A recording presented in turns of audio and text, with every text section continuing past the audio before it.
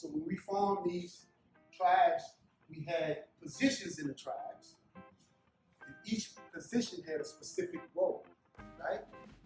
And it's character-based, right? This is, you give a position out based on someone's character, because that role they have to play. But not everybody in the tribe have a position, and not everybody in the tribe makes a suit. Some people just help assist in sewing, because building these suits in a year's time, you're talking about 1 million beads on a suit, you can't do it by yourself. It's a community tradition, it's a family tradition, and it's also a neighborhood tradition. So that's what you'll find when you see these suits.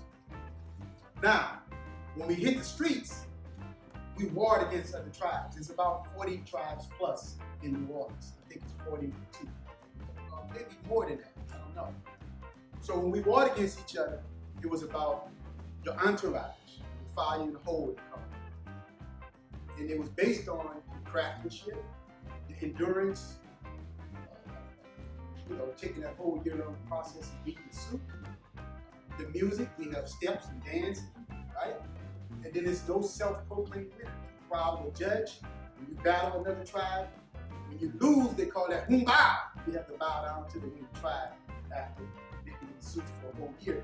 Nobody wants to do that, right? So of course there's no winners in our time, right? When we battle each other.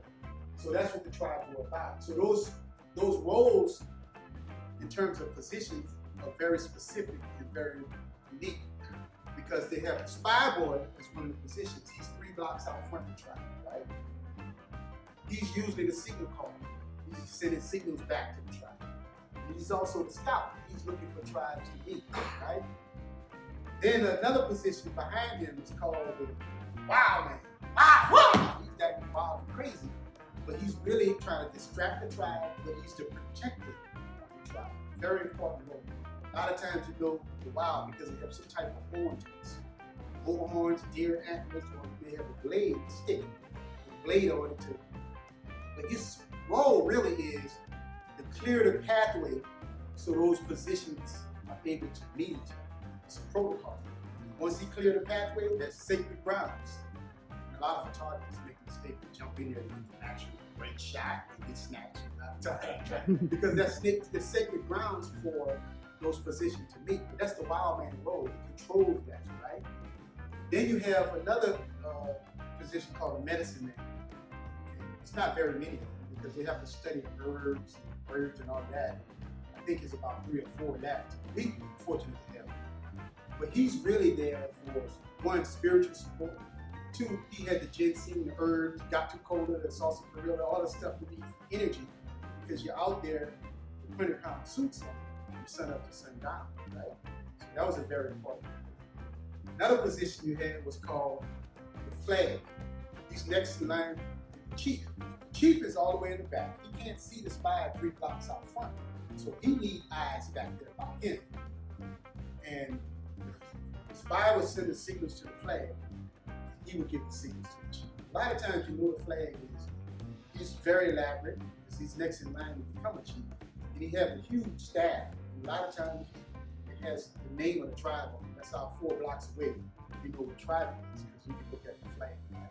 And I ran flag for about 13 years before I became the chief, so that's my favorite position.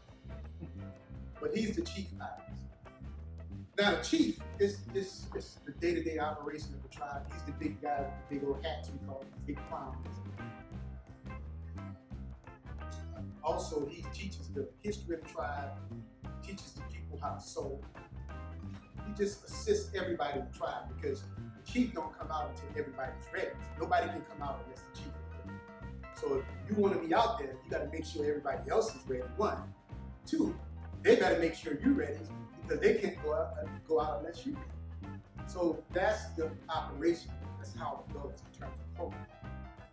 The most famous position is the queen, right? People say that's the embellishment of the chief. She's pretty and whatnot. That's cool, right? The queen role is what we talked about, making sure that everybody's. She does a lot of that behind the scenes, right? So they kind of runs the day-to-day operation of the tribe, believe it or not. Also, most chiefs would have a queen, and most chiefs don't want their wife to be their queen, because if if she's working on her suit, you losing the sword on her suit.